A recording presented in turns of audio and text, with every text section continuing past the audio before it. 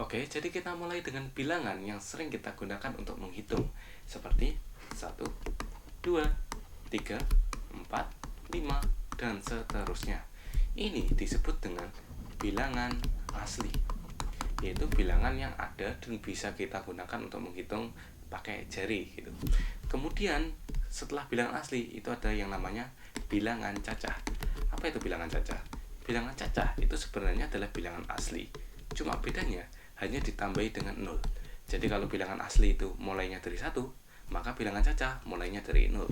Berarti 0, 1, 2, 3, 4, 5, dan seterusnya. Kemudian ada bilangan yang bernama bilangan bulat. Bilangan bulat itu adalah apa? Jadi bilangan bulat itu adalah bilangan yang mengandung bilangan cacah dan negatifnya. Jadi maksudnya kita itu mulai dari 0, 1, 2, 3, dan seterusnya. Tetapi di belakangnya juga angka yang bersifat negatif. Ada angka bersifat negatif, yaitu negatif 1, negatif 2, negatif 3, dan seterusnya. Jadi kalau kita lihat di sini, bilangan asli itu merupakan himpunan bagian dari bilangan bulat, dan bilangan cacah juga merupakan himpunan bagian dari bilangan bulat. Kenapa? Karena sebagian dari bilangan bulat itu adalah bilangan asli, dan sebagian dari bilangan bulat juga itu adalah bilangan cacah. Seperti itu. Nah, kemudian di atasnya bilangan ini itu ada bilangan yang bernama bilangan rasional. Apa itu bilangan rasional?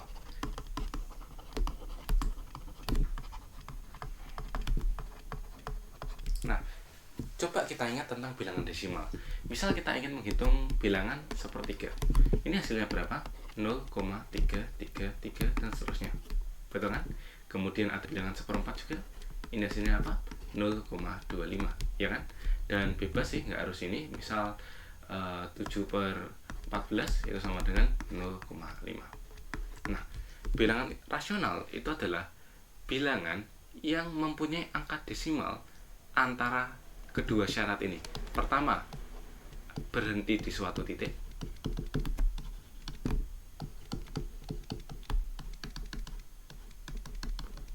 Atau kedua, berulang dan berpola.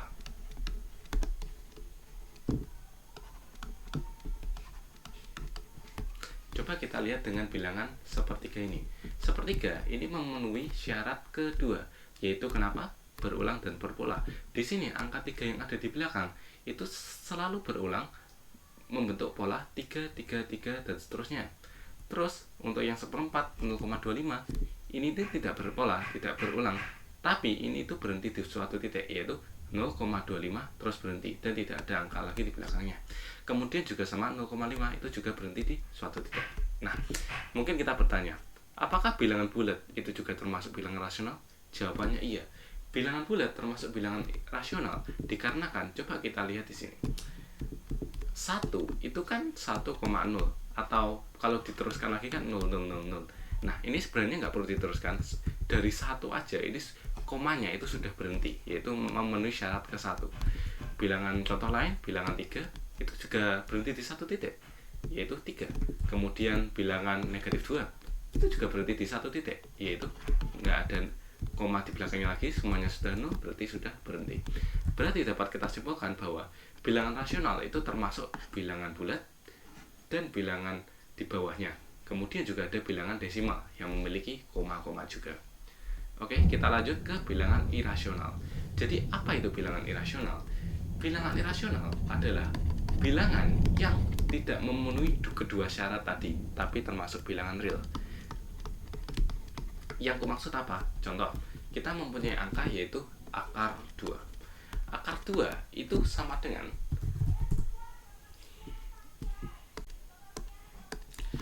akar 2 itu sama dengan 1,414, 213, dan seterusnya.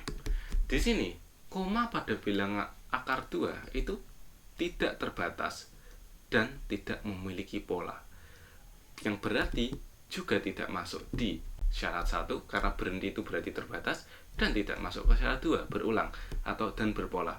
Tidak, bilangan rasional itu tidak memiliki pola di belakangnya. Contoh lain seperti bilangan pi.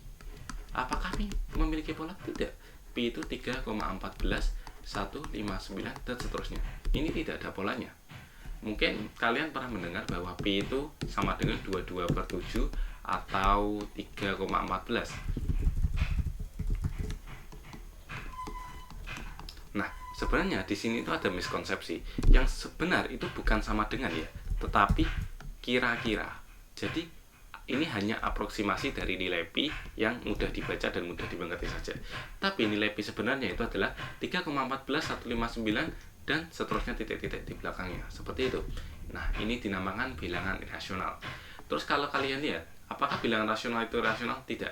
Bilangan irasional itu adalah bilangan real yang bukan rasional. Dan bilangan rasional adalah bilangan real yang bukan irasional. Terus, kalau begitu, dari tadi kan ada yang namanya bilangan real. Apa itu bilangan real? Bilangan real itu adalah bilangan yang merupakan gabungan dari bilangan rasional dan bilangan irasional. Jadi maksudnya gimana?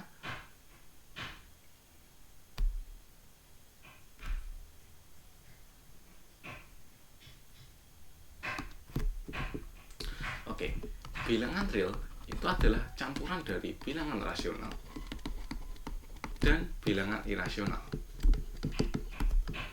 Jadi, kalian ingat kalau bilangan rasional tadi itu kan juga termasuk bilangan-bilangan di bawahnya, seperti bilangan bulat, juga bilangan cacah, kemudian bilangan bulat, bilangan asli. Nah, jadi bilangan real itu adalah bilangan yang mengandung semua sistem atau semua himpunan bilangan ini. Jadi, seperti itu. Misal kita ingin contoh saja, kita ingin bilang bahwa apakah negatif 1 bilangan real? Iya, karena ini adalah bilangan bulat. Berarti masuknya ke rasional, dan rasional itu masuknya ke real. Contoh kita gunakan, jadi ini adalah bilangan real. Kemudian, apakah 3 itu bilangan real? Iya, 3 itu masuk ke bilangan asli. Dan bilangan asli itu merupakan cacah, dan cacah itu merupakan bilangan bulat, dan bulat merupakan rasional, dan rasional itu juga merupakan real. Berarti ini juga termasuk real. Contoh lain, apakah akar 3 itu termasuk real? Akar 3 termasuk real, karena kenapa? Masuknya irasional. Irasional itu adalah bilangan real.